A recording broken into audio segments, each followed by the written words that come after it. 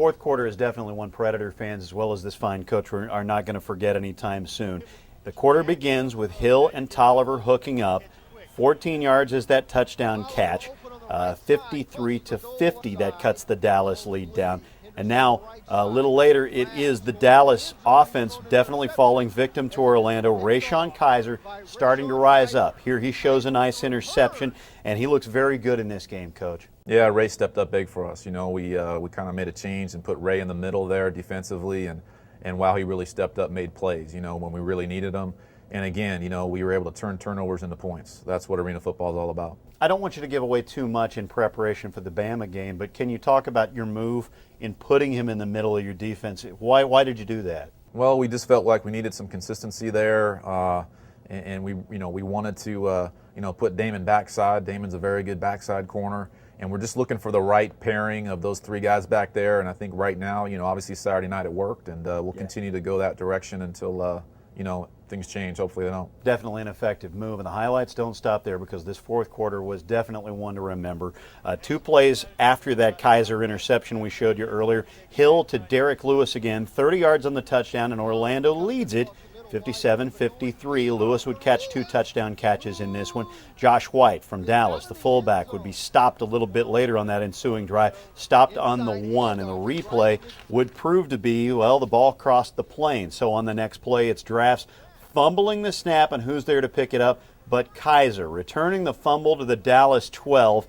Kaiser is absolutely everywhere, and it turns out that Orlando is able to turn that into points. Hill and Tolliver connecting once again, 12 yards through the air, 64-53 Orlando. At this point, Coach, you got to know, you're probably not saying it so much in the huddle, but you've got a feeling you're onto something good here. Well, we're onto something good at that point, but arena football is a crazy game. It's never over until that horn sounds. So certainly felt good about that fumble on the 1-yard line and getting that return.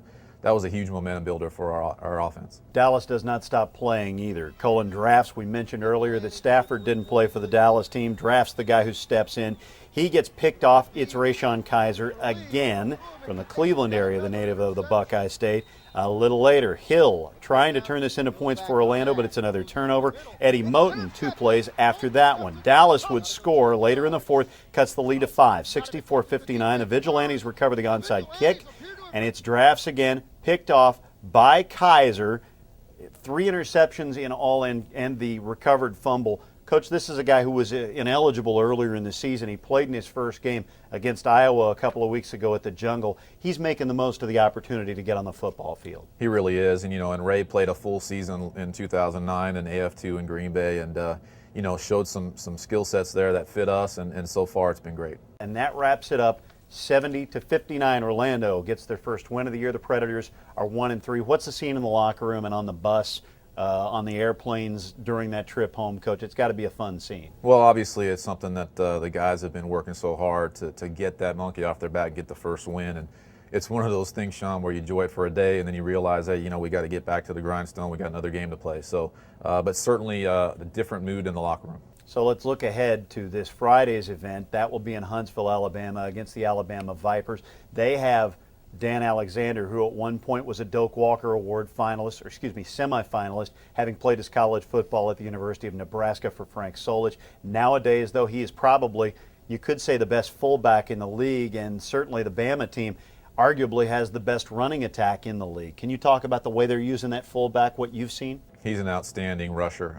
He is a powerful guy that we really are going to have to account for. I think he's leading the league in rushing touchdowns, and that's something, this Alabama team is very, very good, and they're very, very physical.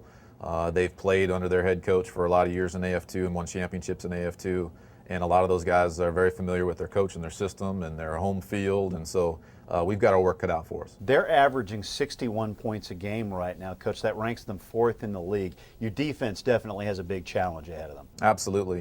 They've got their quarterback's one of the top 5 rated passers in the league and takes care of the ball. I think they only have 1 interception the whole year from that position. So we've got our work cut out for us. You've got your work cut out for us, but again, you're definitely on the upswing. Guys are probably feeding off that win from 7 days ago. Well, I sure hope so, Sean. It's you get that first win, it does give you confidence.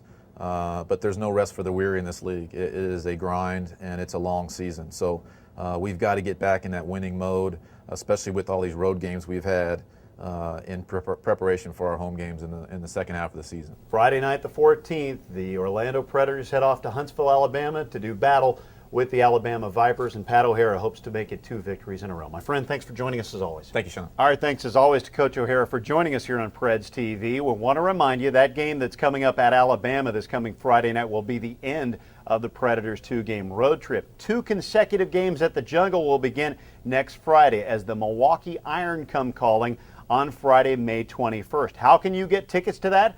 What is Teacher Night? That's right, the 21st will be Teacher Night against Milwaukee. Answers to these questions and many more can be found in 2 methods. First of all, you can call the Orlando Predator ticket office. That number, 407-648-4444. One more time, 407-648-4444. Or the other method, you can point your internet browser to OrlandoPredators.com. OrlandoPredators.com is the address for all things that you will need to know about for the red, black, and white that Claw loves to cheer for. Don't miss that, of course, and we will be back in just a few days to recap the adventure to North Alabama with Coach Pat O'Hara. Perhaps another victory for the Predators. Until then, I am Sean McDowell. Thank you for watching the Pat O'Hara Show here on Preds TV. So long for now. This has been the Pat O'Hara Show with host Sean McDowell. Don't forget to visit www.orlandopredators.com for all your season ticket info. If you would like to advertise on Preds TV, use the email address on your screen now.